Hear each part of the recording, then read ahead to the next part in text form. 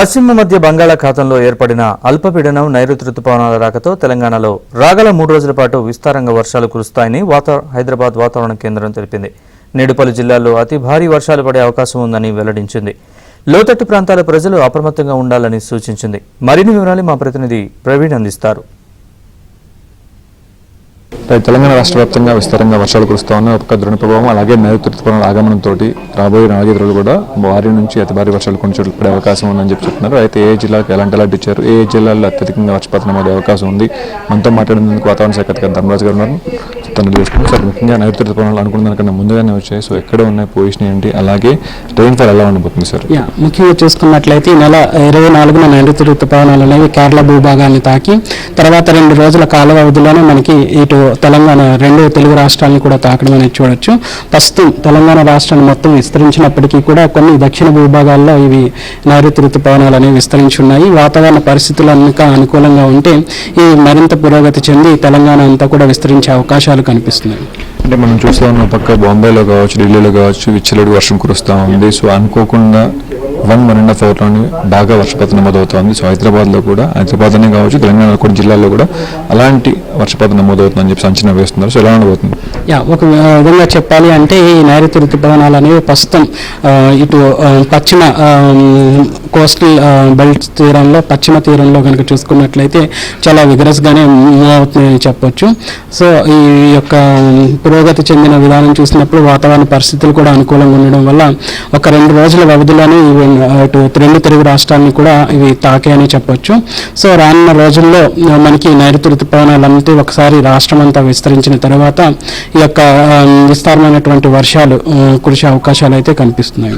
ఇప్పటికే కొనసాగుతున్న ద్రోణ ప్రభావంతో పాటు మరొక అల్పపీడనం కూడా ఉందని చెప్పేసి చెప్తా ఉన్నారు. సో ఎలా ఉంది, అల్పపీడన ప్రభావం మన మీద ఉంటుందా లేదా, తెలంగాణ రాష్ట్రానికి ప్రభావం ఎలా ఉంది? ముఖ్యంగా చూసుకున్నట్లయితే ఈ రోజు మనకు చూసుకున్నట్లయితే ఇటు ఉత్తర బంగాళాఖాతంలో ఒక అల్పపీడనం అనేది ఏర్పడింది.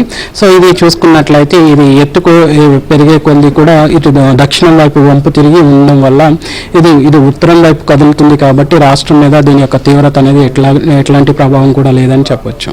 ఐఎండీ కూడా చెప్తా ఉంది, ఈసారి అనుకున్న దానికన్నా 100% అధికంగా వర్షాలు నమోదవుతాయి.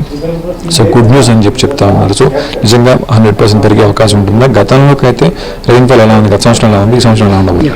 గత సంవత్సరం కనుక చూసుకున్నట్లయితే నైరుతి రుతుపవనాల వల్ల మనకి తెలంగాణ రాష్ట్రానికి కనుక చూసుకున్నట్లయితే సుమారు 75 సెంటీమీటర్ల వరకు కూడా వర్షపాతం అనేది ఈ యొక్క 122 రోజుల కాల వ్యవధిలో నమోదవుతూ ఉంటుంది. సో గణాంకాల ప్రకారం చూసుకున్నట్లయితే మనకి ఈ సంవత్సరం కనుక చూసుకున్నట్లయితే సాధారణం కంటే కూడా అధికంగానే వర్షపాతం అనేది నమోదవుతుందనేసి అంచనాలు అయితే ఉన్నాయి. సో సుమారు మనకి 19% అధికంగానే వర్షపాతం అనేది నమోదయ్యే అవకాశాలు కూడా కనిపిస్తున్నాయి.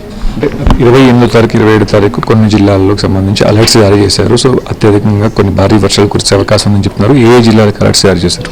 ముఖ్యంగా చూసుకున్నట్లయితే ఇటు ఉత్తర జిల్లాలో ఉన్నటువంటి ఉమ్మడి ఆదిలాబాద్ జిల్లాలకు భారీ వర్షాలు అనేవి ఈ రోజు నమోదయ్యే అవకాశాలు అయితే కనిపిస్తున్నాయి.